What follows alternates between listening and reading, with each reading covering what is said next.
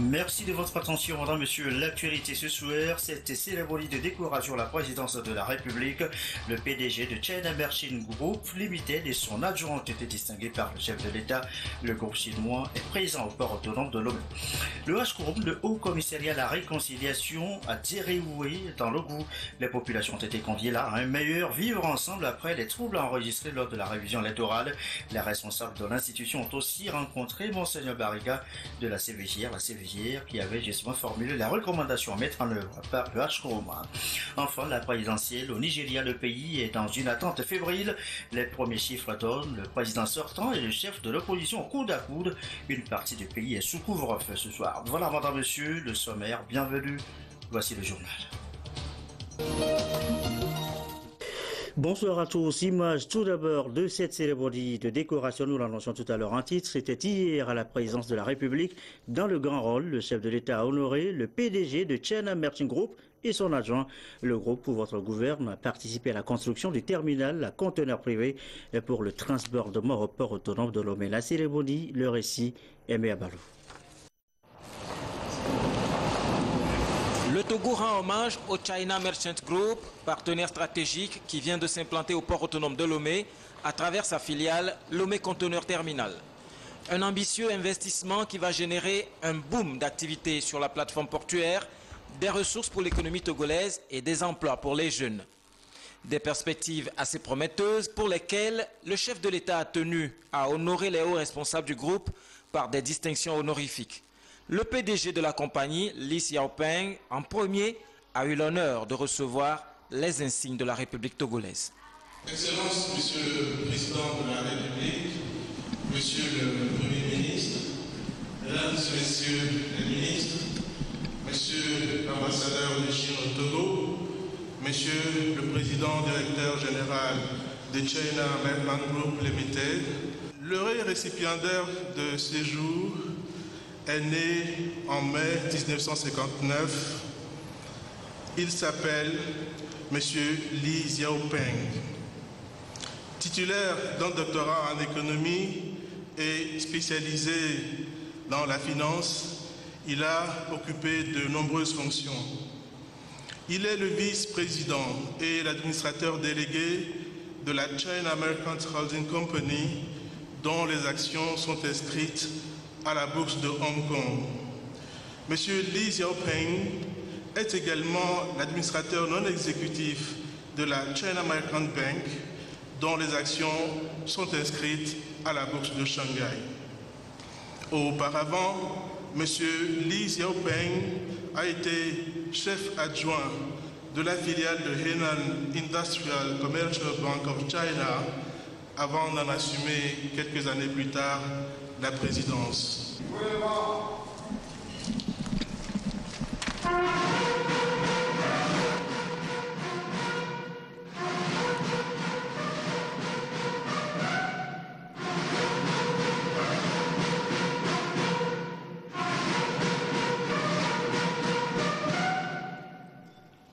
Monsieur Li, en vertu des pouvoirs qui nous sont conférés, nous vous faisons commandeur de l'ordre du mérite national.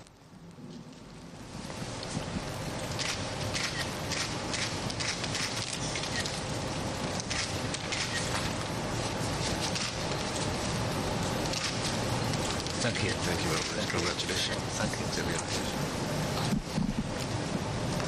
Puis le PDG adjoint, Wu Sheng. En vertu des pouvoirs qui nous sont conférés, nous vous faisons officier de l'ordre du mérite national.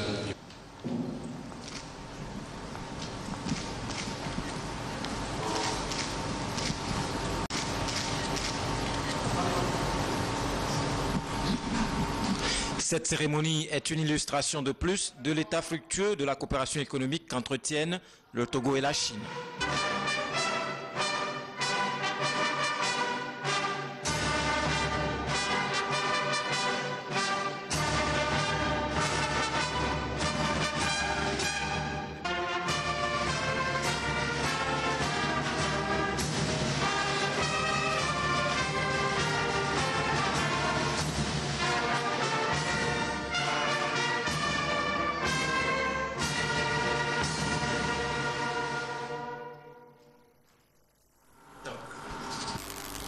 China Merchant Group est un grand conglomérat basé à Hong Kong, spécialisé dans une série d'activités telles que les opérations portuaires, le transport du vrac et du fret, de conteneurs et l'expédition des affaires, du parc logistique et l'exploitation de peinture.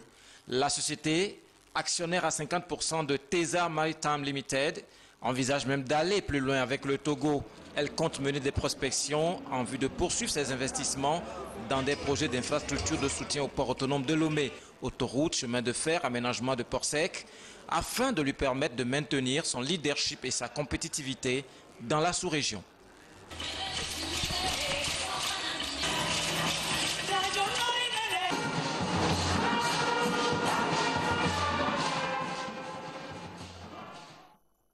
Autre image, celle d'une maquette. Une maquette, elle redessine le rond-point GTA, renforce la ville de Lomé dans sa vision moderne. La maquette a été présentée ce matin au Premier ministre. Elle fait rêver l'image. Regardez, c'est un reportage de Sylvain Raboutou. Issu d'un conseil de cabinet tenu ici à la Prémature, que le Premier ministre Artem Kwesi-Selago-Diao-Mezunu, ensemble avec des membres du gouvernement, ont suivi la présentation de cette maquette. Elle est relative au projet d'amélioration de la circulation urbaine à Lomé, avec à la clé la réalisation d'un échangeur au Carrefour GTA. La conception de ce plan architectural est une œuvre de l'Agence de développement urbain et municipal Citafrique. Ce projet, selon son directeur général, comporte plusieurs types d'ouvrages qui vont permettre une meilleure fluidité du trafic et donner une belle image à la ville de Lomé. Cette maquette, comme on l'a précisé au Premier ministre, fait partie d'un projet d'ensemble qui concerne l'amélioration de la circulation dans la ville de Lomé. Donc c'est une maquette en général qui comportera plusieurs types d'ouvrages où on aura pratiquement deux viaducs, un pont dalle, 3 passerelles et un certain nombre d'éléments en fait. Le but ou l'objectif de cet ouvrage, c'est de pouvoir fluidifier la circulation de la ville de Lomé, surtout à l'entrée, puisque ça se trouve au Carrefour GTA, permettre de fluidifier la circulation, de restructurer complètement la zone et surtout de permettre aussi de donner une certaine image à la ville de Lomé. Le coût global du projet est estimé à 156 milliards 790 millions 100 000 francs CFA, dont 50 millions pour la réalisation de l'échangeur. À l'Assemblée nationale, le président Damad Ramani a conféré ce matin avec un groupe de parlementaires allemands.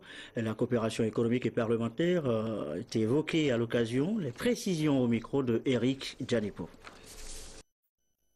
Nous sommes venus avec des investisseurs allemands dans plusieurs secteurs, le secteur de transport, du port aussi. Il y a l'expertise de la bière qui est aussi en Allemagne. On a une entreprise qui est active dans ce secteur.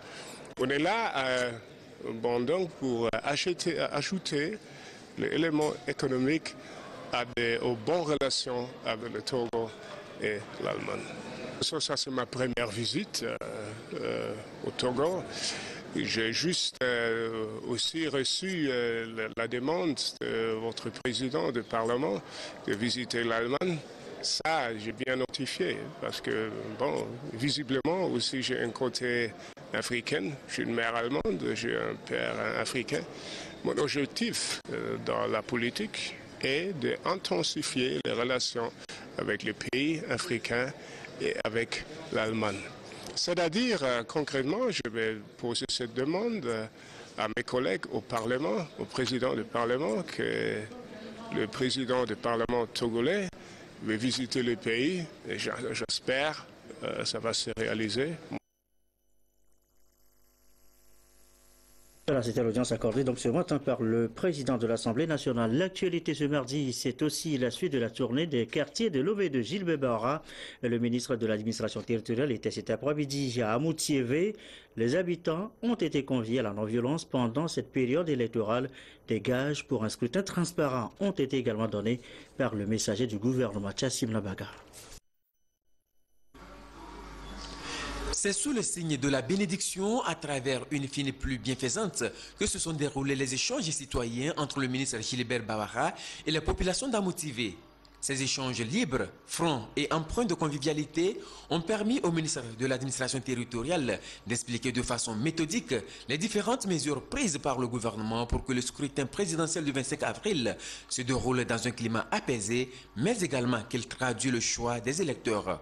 Au-delà du vote, au-delà même du choix du président de la République, ce qui importe, c'est le développement socio-économique du pays, c'est le bien-être des populations, a martelé le ministre Gilbert Bawara. Je constate avec beaucoup de satisfaction que les populations togolaises sont déterminées à faire prévaloir un climat de paix, un climat de sérénité, un climat d'ouverture et de tolérance tout au long du processus électoral.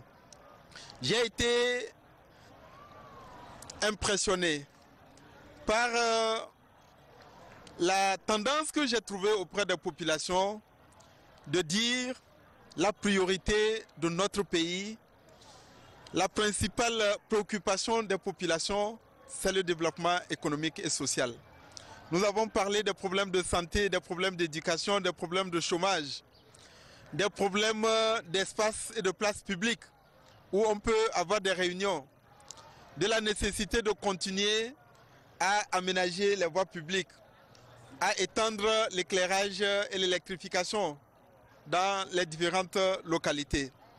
Et pour cela, l'impérieuse nécessité pour notre pays et pour notre peuple de préserver absolument la paix, la sérénité et la sécurité avant, pendant et après l'élection présidentielle.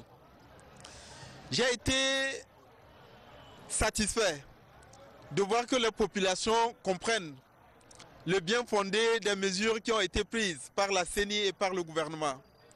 Le fait que la Commission électorale nationale indépendante et ses démembrements, à savoir les CELI, les bureaux de vote, sont composés et fonctionnent d'une manière qui garantit absolument des élections crédibles, transparentes et fiables. Les populations sont satisfaites de constater qu'à propos des inquiétudes et des craintes qui ont été exprimées à propos des listes électorales, le gouvernement n'a pas hésité à faire appel à l'Organisation internationale de la francophonie et surtout que la CENI a pris sur elle d'inviter les différents candidats à désigner des experts qui travaillent actuellement en toute sérénité pour examiner les éventuelles anomalies qui pourraient être contenues dans le fichier électoral et de proposer des mesures de correction et d'amélioration. Quel que soit le vainqueur du scrutin du 25 avril, il est important, voire primordial qu'il trouve un pays en paix, un pays en sécurité, un pays réconcilié, afin qu'il puisse se concentrer et travailler essentiellement à améliorer les conditions de vie et de travail des Togolais. Voilà pourquoi le ministre Gilbert Bawara a invité les populations d'Amoutiveh et au-delà, tous les acteurs sociopolitiques à jouer leur partition dans l'apaisement du processus électoral. La tâche principale qui reste maintenant à relever dépend davantage des partis politiques, des acteurs politiques, des organisations de la société civile, mais également de vous, les femmes et les hommes de médias. Vous devez continuer à véhiculer un message d'ouverture et de tolérance et un message de responsabilité. Plus jamais l'élection dans notre pays ne doit rimer avec des affrontements, avec des destructions, avec des violences. Parce que si nous détruisons, nous allons reculer. Mais si nous préservons la paix, si nous préservons la sécurité et la stabilité, quel que soit celui qui sera élu, il sera mieux à même de continuer à développer et assurer l'essor économique et la prospérité, ainsi que le bien-être de la population. Cette démarche citoyenne du ministre Gilbert Bawara a été appréciée par les populations d'Amoutiveh qui promettent sortir massivement le 25 avril pour voter dans le calme le candidat de leur choix. Je suis convaincu de la transparence, d'abord parce qu'il nous a démontré qu'à tous les niveaux, premièrement la CENI, il y a les partis au pouvoir, les partis parlementaires et les partis extraparlementaires qui sont tous représentés. Sinon c'est équitable là-bas. Et au niveau des CELI aussi, il a expliqué comment tous les partis sont représentés. Et enfin au niveau des bureaux de vote, comment tous les partis sont représentés. C'est très difficile que ce soit encore peut-être fraudé. Mais surtout, il a également parlé des fichiers qui posent problème, qu'il y a des experts de la francophonie et également des experts des candidats qui travaillent en collaboration avec ceux qui sont venus d'Europe. Donc il y a la transparence.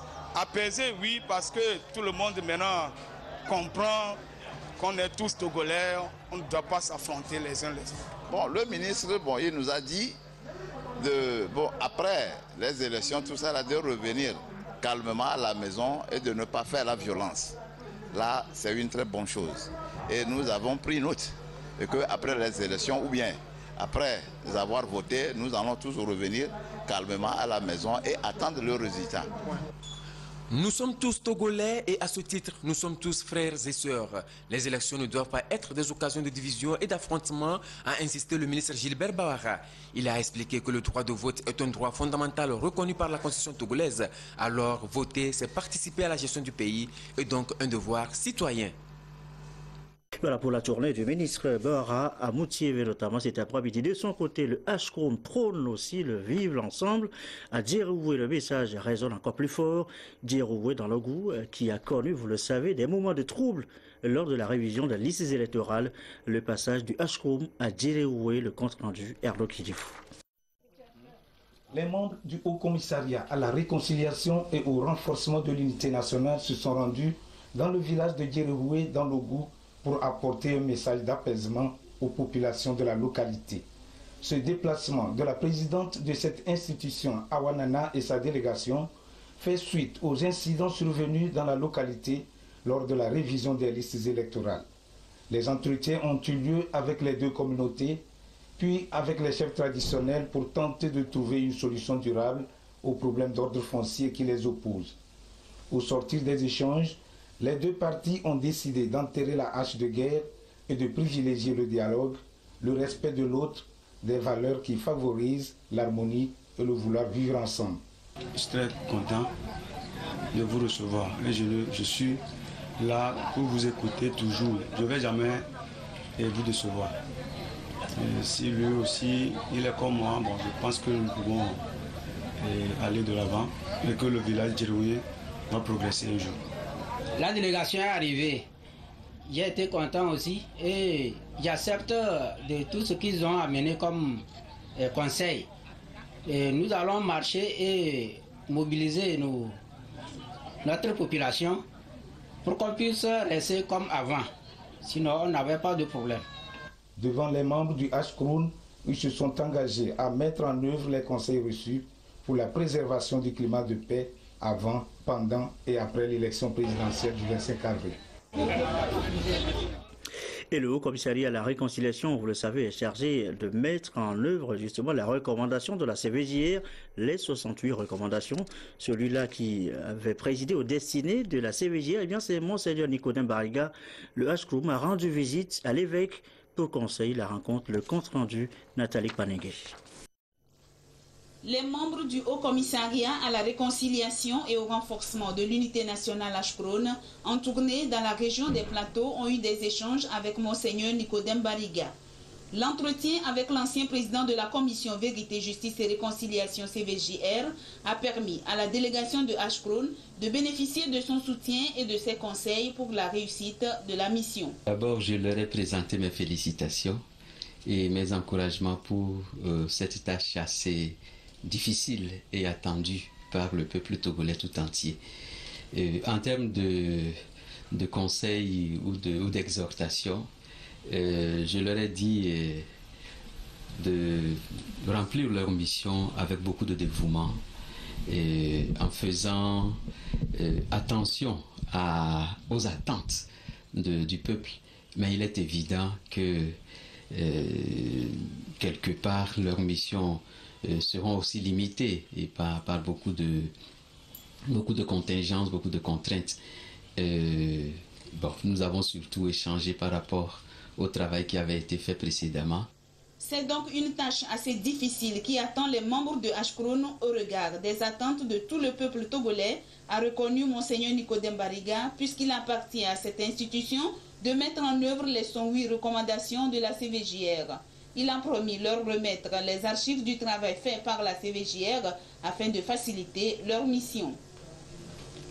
Il est 20h20. On évoque maintenant la présidentielle 2015. Le processus est en marche. La CENI vient de franchir un nouveau palier.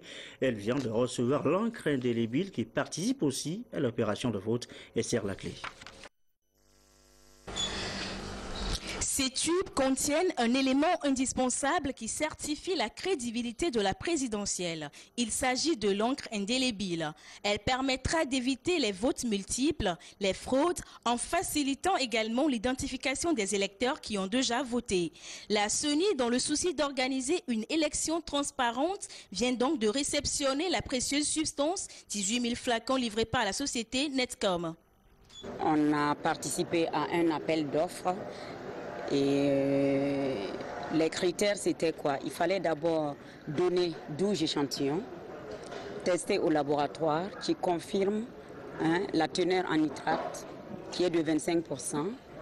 L'encre indélébile, encore appelée encre des élections, sera une fois encore testée et vérifiée au laboratoire en ce qui concerne sa composition, sa qualité et sa fiabilité. Le principe actif dans cette encre est le nitrate d'argent. Et il faut une concentration minimale pour assurer l'indélibilité. En l'occurrence, il faut 25% de nitrate d'argent. Et la commande que nous réceptionnons aujourd'hui a théoriquement 25% de nitrate d'argent.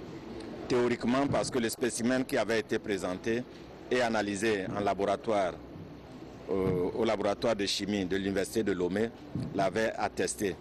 Maintenant qu'ils sont arrivés, le laboratoire va reprendre quelques échantillons pour s'assurer que le ramage ressemble au plumage. Encore appelée encre de nitrate d'argent, cette encre ne peut être lavée à l'eau et ne s'efface pas facilement. Plus le taux de nitrate est élevé, plus la durée de l'encre est longue. Elle a une durée de vie de 48 à 72 heures et va bientôt marquer le doigt de chaque électeur qui va accomplir son devoir civique le 25 avril prochain au Togo.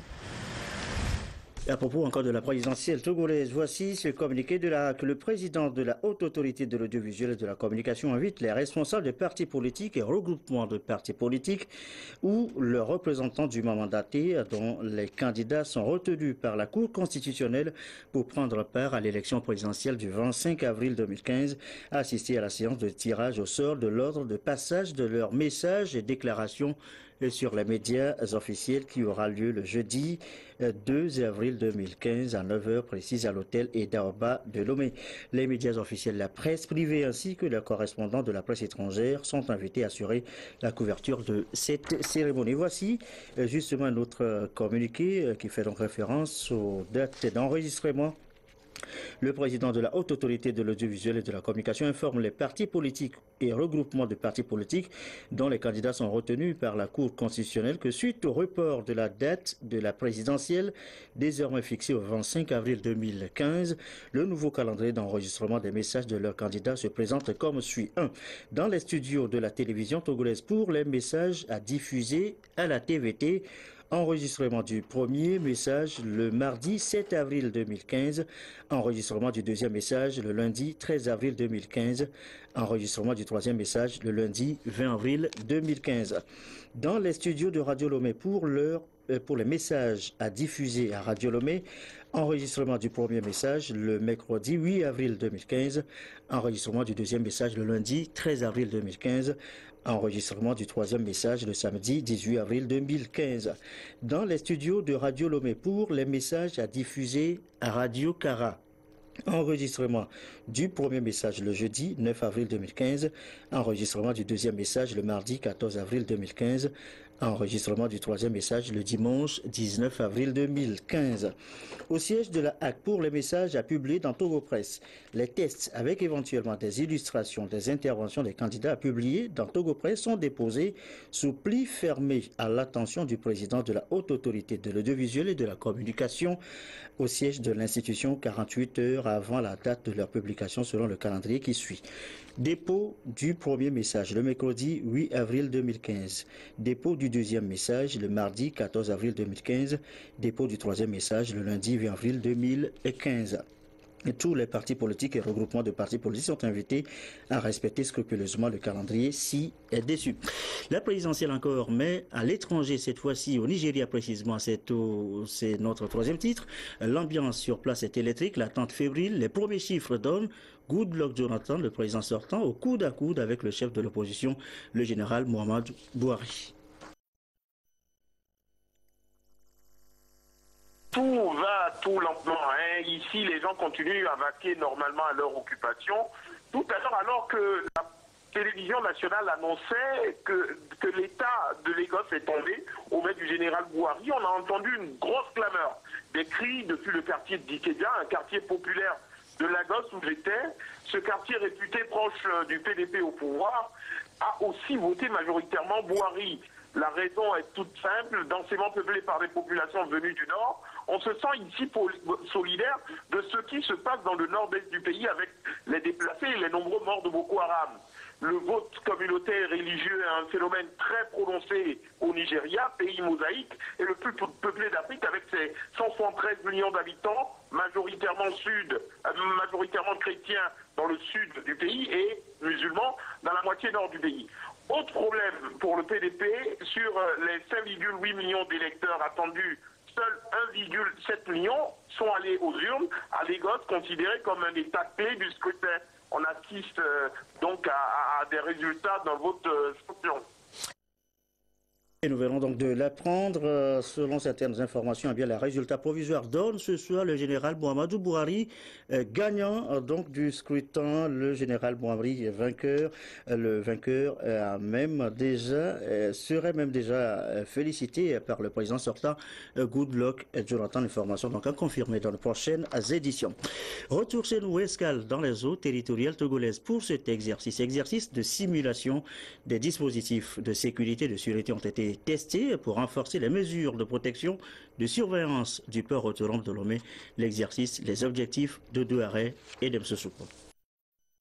Scene coordinateur vient d'être alerté pour une menace de 2 embarcations qui veulent saboter le quai minéralier. Ils sont là avec 4 vedettes pour contrecarrer cette menace. L'opération est dirigée par le commandant du bateau de guerre, Elissam Trimois.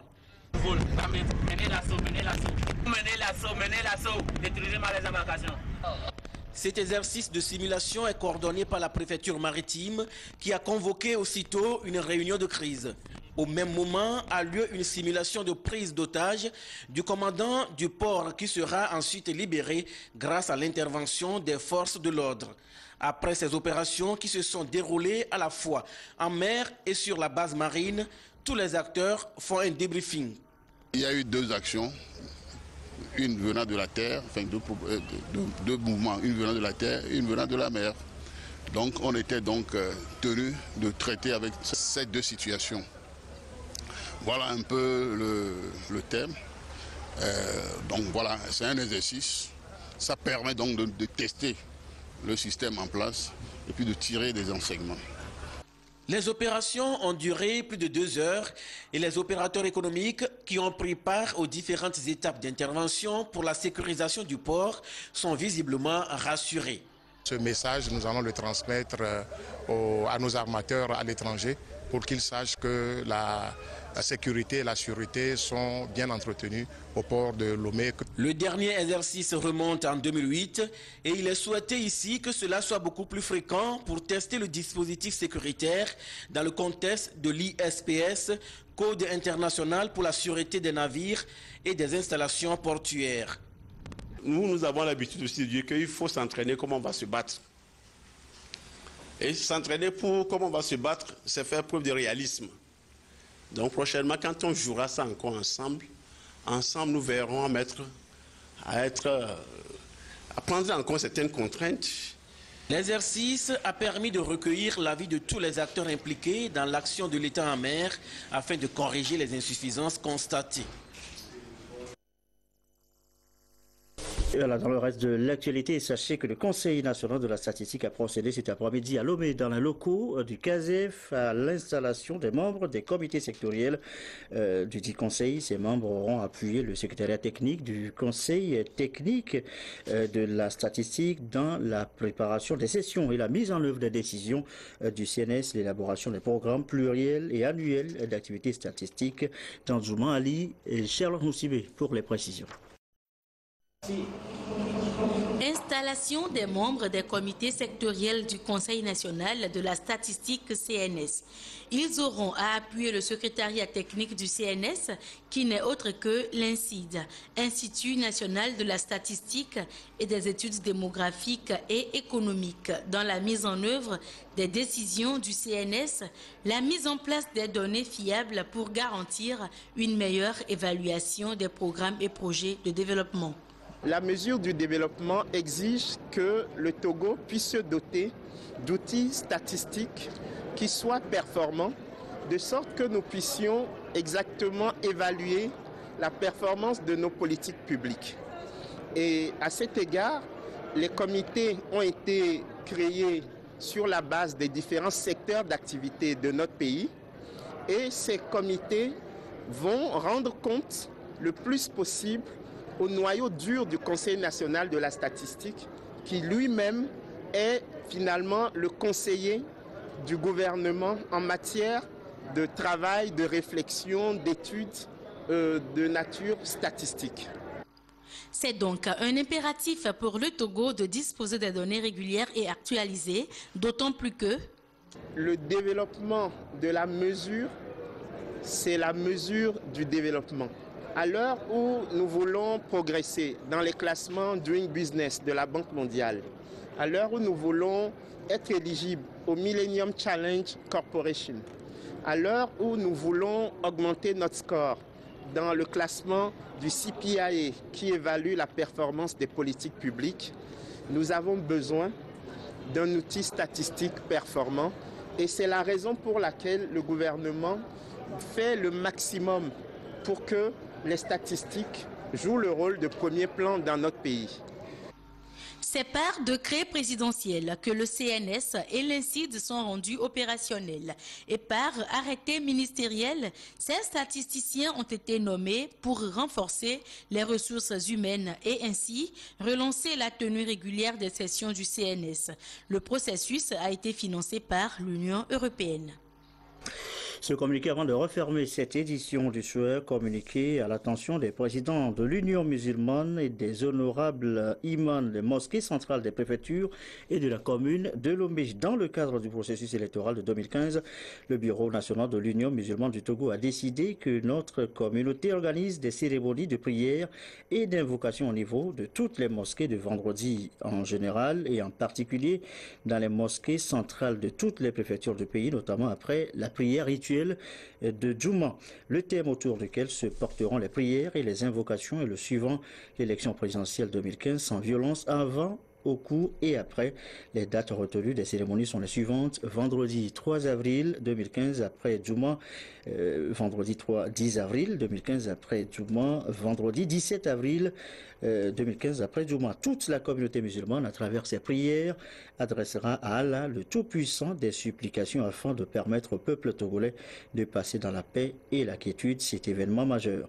Tout en vous souhaitant de meilleures invocations, le bureau exécutif de l'Union musulmane du Togo vous prie de recevoir ces sincères salutations islamiques. Voilà, c'est un communiqué donc de l'Union musulmane du Togo qui met fin donc à cette édition du soir. On va quand même se quitter sur cette image de décoration à la présidence de la République. Le chef de l'État a honoré le PDG de China Merchant Group Limited et son adjoint.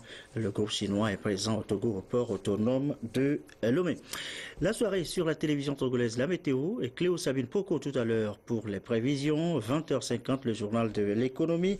Vous suivrez tout sur l'économie numérique et l'économie de l'avenir, son importance et son impact sur les politiques tournées vers l'émergence. 21h15, le magazine Santé d'abord, et puis 22h30, nos dernières infos. Merci à vous qui nous suivez ce soir à Lomé, précisément à Agbadaronou ce soir, à Abuja au Nigeria sur la télévision togolaise et comme d'habitude toujours fidèlement. Bonne soirée.